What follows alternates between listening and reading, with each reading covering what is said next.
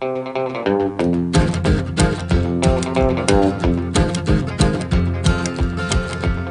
I taught the weeping willow how to cry, and I showed the clouds how to cover up a clear blue sky, and the tears that I cried for that woman. It's the summer of 1957. I'm 16 years old, going to be 17 that fall, and my father had bought me a brand new Corvette, had a red and white Corvette, and all I could do, I couldn't drive it, I was out there and I'd polish the car, and I'd park the car under a porky shear at our home, and I'd put on Johnny Cash. I had found a record of his. It was Johnny Cash's Hot and Cold Blue Guitar, one of his early Sun albums, and I think I wore that out. I listened to that. I listened to the early versions of Folsom Prison Blues, Wreck of Old 97, the slowed down version, Pickin' Time, Supper Time, and I was just mesmerized by this honky-tonk deep sound and this incredible voice. I then got a record which became my favorite Johnny Cash record. It was Johnny Cash, and it was The Ways of a Woman in Love. And man, I wore that thing out. I mean, I was in love with my first love, which was my only wife, Diane, and I listened to that record, and I just wore it out, and I just loved Johnny Cash. Try to pick you up and you hardly ever go. It seems your head is in the clouds above. You've got the way of a woman in love.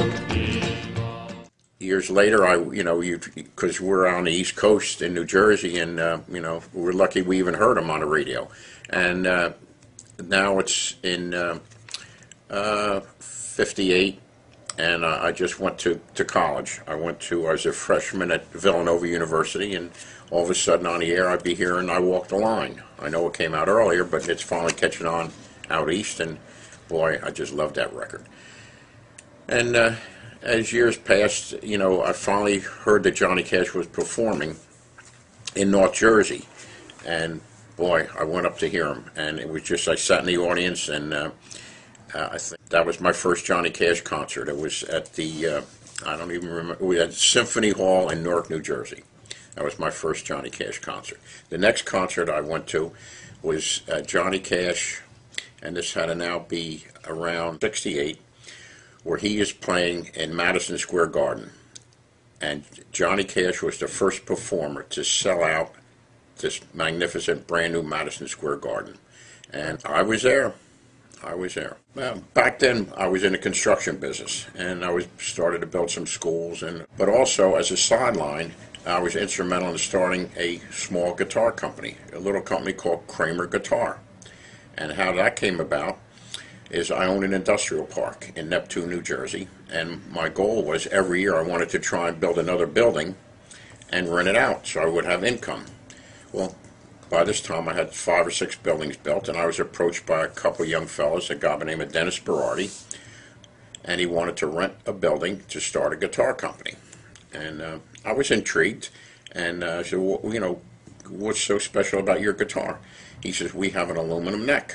Well, I didn't know anything about guitars, but I says, let me see it. And I looked at it, and I was very impressed. And I said, well, let me borrow it, and I might be interested in investing in a company, because he was looking for an investor. I took the guitar home, and at the time I had a construction superintendent. His name was Bill Ryan. Well, Bill Ryan had a son, Billy Ryan, and Billy Ryan played with Bruce Springsteen in the early years. And I asked the father to let his son Billy play this guitar. So he gets back to me, he says, wow, he says, this thing's incredible. He says, it's got this great sound and this great sustain. He says, but, it needs to be tweaked a little bit. He says, it's a little heavy, and he said, if you could kind of clean it up, and, he says, I think you really got a winner. So based on that, I agreed that I was interested in investing in a guitar company. So, meanwhile, these guys, Dennis Berardi then introduces me to a fellow by the name of Phil Patillo.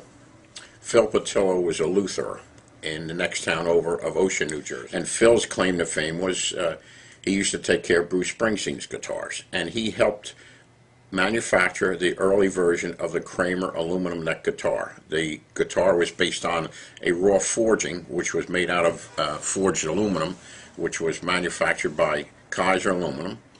And then it had to come back. You had to add wood to it. You had to put a fingerboard of phenolic. You had to do a lot of turning on a lathe, and it was quite involved process, but I was impressed with it. So Dennis says, would you invest in a company? I said, look, I don't know that much about it, but I need to see a business plan. They showed me a business plan, and at the time, they were prepared to go to a guitar trade show in Chicago. It was at the McCormick Place, and Dennis had gotten an endorsee. The first endorsee was Stanley Clark, a well-renowned bass player. And Dennis thought that at the show they could sell $100,000 in product. I said, Dennis, if you meet that goal and sell $100,000, I'll invest in the company. I believe the show was like a 4 or 5 day show, started Thursday and went through Sunday. I get a frantic phone call on Saturday morning from Dennis Berardi. Henry, you got to get out to the show. We're the hit of the show. Well, I quickly got a ticket and flew out to Chicago, and I was amazed. I could not believe this. We sold about $500,000 in guitars at this show. It was so overwhelming. I said, shit. I said, I bought myself a first-class ticket coming home. I said, I'm in manufacturing big time. So I fly home, and things get going, and we got all these orders coming in, and I mean, some people, dealers were even paying cash in advance to be the first one to have this new guitar, and that's kind of how I got started in Kramer. But now the guys needed some money, and we had to send money out to Kaiser Aluminum Company to make the mold. Well, man, I wrote out a check, $60,000, sent it out to Kaiser. Well, the machine shop that was planning to do this, we took some necks over, we're ready to go, and basically the guy says, hey, I can't start this for a couple of weeks. Look, I'm backlogged. He says, put it in a corner. And I said, Dennis, we can't wait. We've got all of these orders. Well, he says to me, what do we do? Let's buy a machine shop. So I went out and bought a machine shop. And not a shop per se, but bought all the machines that a machine shop needed.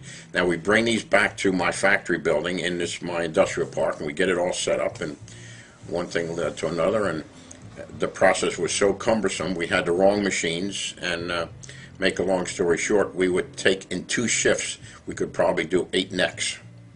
By the time we got finished with the right machines, and we then went out and hired a tool and die maker, we could do like 20 necks in an hour. But it was just a learning curve. So anyway, that's basically how Kramer got started, which eventually took off and became one of the largest American manufacturers in the 80s. I mean, it took off with uncontrolled growth. I mean, we eventually went to wood necks because we got Eddie Van Halen as our main endorsee, and he wanted wood necks. So, hell with the aluminum, we just switched to wood. And we had the Floyd Rose tremolo, and we were hot shit. So, that's my entry into the guitar business. Now, the reason I'm mentioning that is because when I first met Johnny Cash, I introduced myself as being in the guitar business, because I wanted to have something in common, with him. So, how do I meet him? It's now probably around, I guess, 77. I lose track of time. At my age, I'm 69 now. You kind of lose a little track of time. So, it's either 77, 78. And I'm building a hospital in a town called Secaucus, New Jersey. Big hospital, maybe $30 million contract. And I'm sitting in a doctor's office because it was a private hospital, and they were planning to have it operated by a company out of Nashville, Tennessee called Hospital Affiliates. Well, I'm intrigued, and I'm sitting and I'm reading this book about hospital affiliates, and I see on the board of directors a Dr. Nat Winston. And that name rang a bell to me. And what it was I had just finished reading Johnny's autobiography a couple years earlier called Man in Black. And in there, he attributes Nat Winston, who was a psychiatrist, with helping him get off the pill habit. So I had the doctor in Secaucus contact Nat Winston in Nashville to arrange for me to meet Johnny Cash, who was then going to perform at the Garden State Arts Center out on the Garden State Parkway, about 15 miles from my home.